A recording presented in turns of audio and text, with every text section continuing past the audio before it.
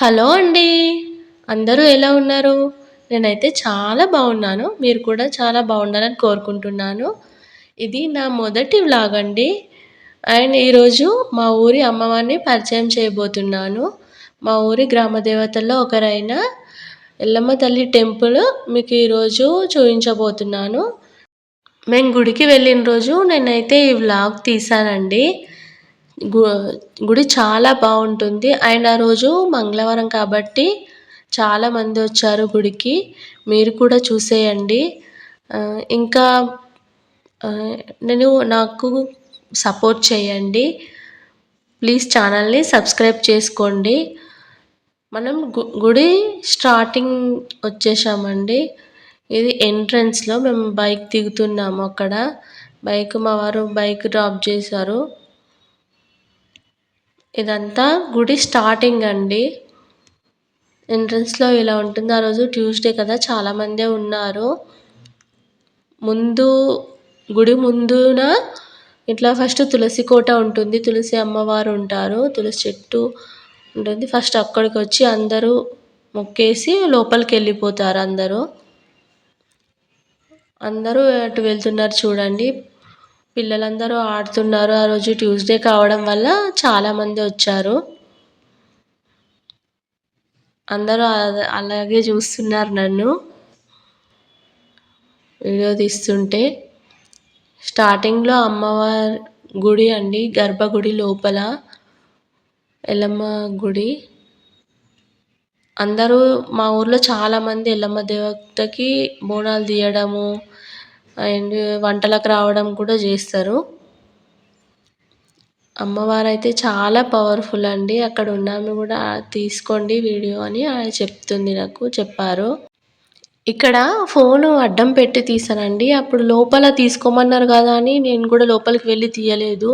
ఎందుకంటే ఆ రోజు చాలామంది భక్తులొస్తున్నారు. ఎందుకు డిస్టర్బ్ చేయడం అని. కొంచెం బయట నుండే ఫోను కొద్దిగా అడ్డం పెట్టి లోపల ఎలా ఉంటుందని తీశాను. నాకు కూడా ఫస్ట్ టైమ్ కదా! కొంచెం భయమేసింది.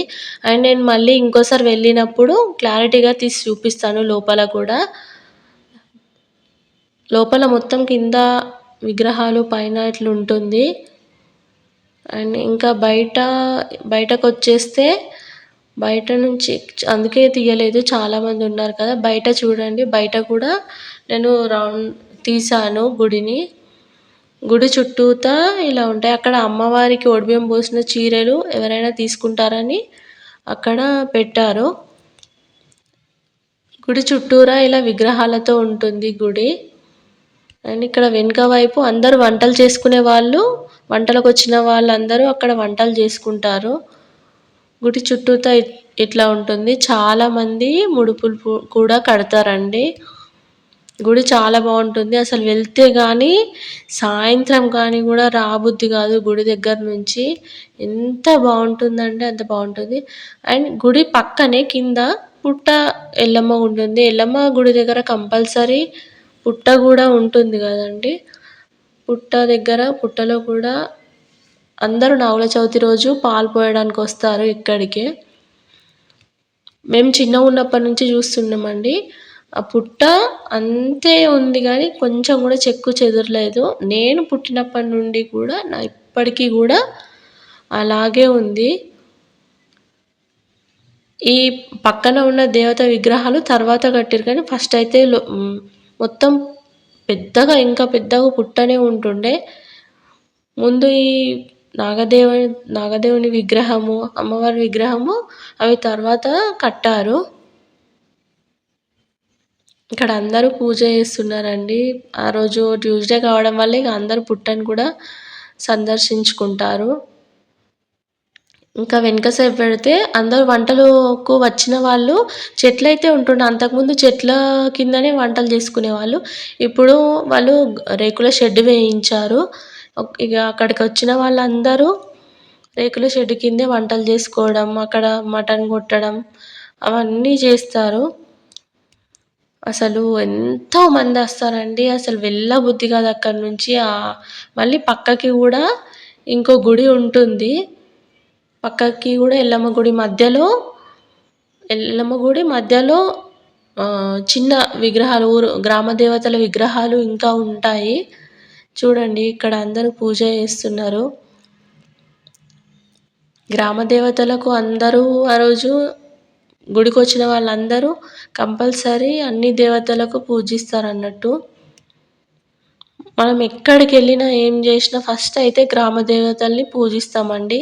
అప్పుడు గ్రామ దేవతల్ని పూజించిన తర్వాతనే మనం పెళ్ళికైనా సరే ఇక్కడికి ఎవరింట్లో అయినా పెళ్ళి జరిగినా సరే పెళ్లి బట్టలు ఫస్ట్ తీసుకొచ్చి ఇక్కడనే అమ్మవారికి ఇట్లా సమర్పించిన తర్వాతనే ముట్టించిన తర్వాతనే వాళ్ళు పెళ్లి బట్టల్ని తీసుకెళ్ళి పెళ్లి చేస్తారు.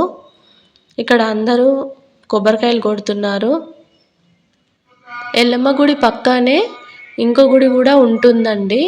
పెద్దమ్మ గుడి ఉంటుంది. నేను నెక్స్ట్ వ్లాగ్లో ఆ గుడి మొత్తం చూపిస్తాను. ప్లీజ్ వీడియో నచ్చినట్టయితే షేర్ చేయండి అండ్ సబ్స్క్రైబ్ చేయండి, లైక్ చేయండి. ప్లీజ్ నాకు సపోర్ట్ చేయండి.